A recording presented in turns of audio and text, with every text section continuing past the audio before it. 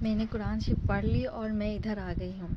تو اب میں آپ لوگ سے بات کرتی ہوں کہ اللہ کا نام ہے، ذکر ہے. آپ جتنی بار بھی لیجیے گا، جتنی بار بھی ان کا نام پکاریے گا، جتنی بار بھی ذکر کیجیے گا، اتنا اچھا لگے گا آپ کو، اتنا سکون ملے گا آپ کو.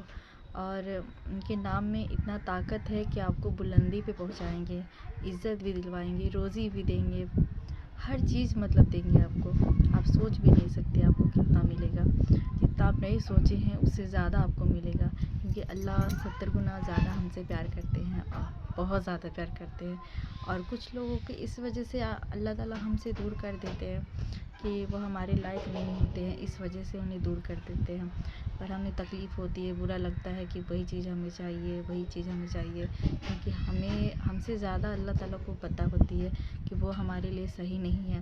اس لیے کچھ لوگ ہم سے دور ہو جاتے ہیں، کیونکہ اللہ کو بالکل نہیں پسند کہ جو ہماری عزت نہ کرے، قدر نہ کرے، اس انسان سے دور کر دیتے ہیں.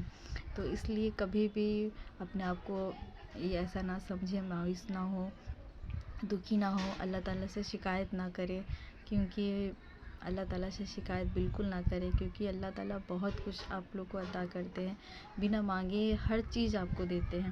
تو پھر جو 70 گنا پیار کرتے ہیں، آپ کو لگتا ہے کہ وہ ہمارے لیے کچھ بھی کریں گے تو غلط کریں گے، برا کر سکتے ہیں ہمارے لیے؟ کبھی بھی نہیں کر سکتے ہیں. ہمارے لیے جو بھی کریں گے بہتر کے لیے، بہترین کے لیے کریں گے. اور کسی کو دور بھی کریں گے تو ہمارے بہتر کے لیے کریں گے، کیونکہ ہم سے زیادہ اللہ کو پتہ ہوتی ہے کہ وہ ہمارے لائق ہے یا نہیں ہے، اور اللہ کو زیادہ پتہ ہوتی ہے کہ وہ ہمارے لائق نہیں ہے. اس وجہ سے دور کر دیتے ہیں، اور جانتے ہیں کہ اس کی خوشی کس چیز میں ہے. بے شک اللہ تعالیٰ ہمیں بنائے ہیں تو ہم سے بہتر وہ جانتے ہیں کہ ہمارے لیے کیا صحیح ہے، کیا نہیں ہے. تو اس لیے اللہ سے بالکل شکایت نہ کریں، اور اللہ سے شکر ادا ہمیشہ کرتے رہیں. جو بھی کریں، جو بھی کچھ ملے آپ کو، پیسہ ہو یا کھانا ہو یا پانی ہو، ہر چیز کا شکر ادا کریے. کیونکہ آپ اگر ہاتھ سے اپنے پانی کو پی بھی سک رہے ہیں تو اس کا بھی شکر ادا کریے. کیونکہ کتنے لوگ ایسے ہیں جس کے پاس ہاتھ نہیں ہے، پیر نہیں ہے، کسی کے پاس آنکھ نہیں ہے، کسی کے پاس بہت ساری چیزیں ہیں جو نہیں ہیں، کسی کے پاس اچھا ہو کر بھی کچھ نہیں ہے، بہت کچھ ہے. کسی کے پاس گھر میں نہیں ہے، بہت ساری چیزیں ہیں جو کچھ لوگ کے پاس ہونے کے باوجود بھی انہیں نہیں ملتی ہے. بہت چیز کے لیے ترسنا پڑتا ہے، انتظار ہوتا رہتا ہے کہ اب مجھے ملے گا یہ چیز، اب مجھے ملے گا، لیکن نہیں ملتا ہے. آس میں انسان بیٹھا رہتا ہے کہ وہ انسان مجھے دے گا، لیکن انسان سے امیدیں نہیں کرنی ہے، صرف اللہ سے امیدیں کرنی ہے. اور جو ہمیں اللہ دے سکتے ہیں وہ کوئی نہیں دے سکتا ہے. اللہ ہر چیز آپ کو دیں گے، بس وہ ہمیں آزماتے ہیں، اس چیز سے نکالتے ہیں، آزماتے ہیں، اس لیے تاکہ وہ ہمیں صبر دیکھنا چاہتے ہیں.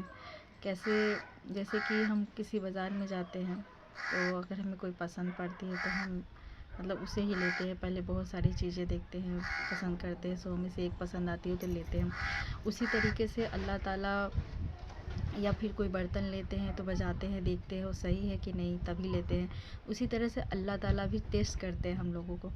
تو یا تو مارت کے طریقے سے یا پھر ذلت کے طریقے سے، جیسے بھی ہو آپ کے ساتھ وہ ہوگا. آپ اچھے بھی ہوں گے تبھی آپ کے ساتھ برا ہوگا.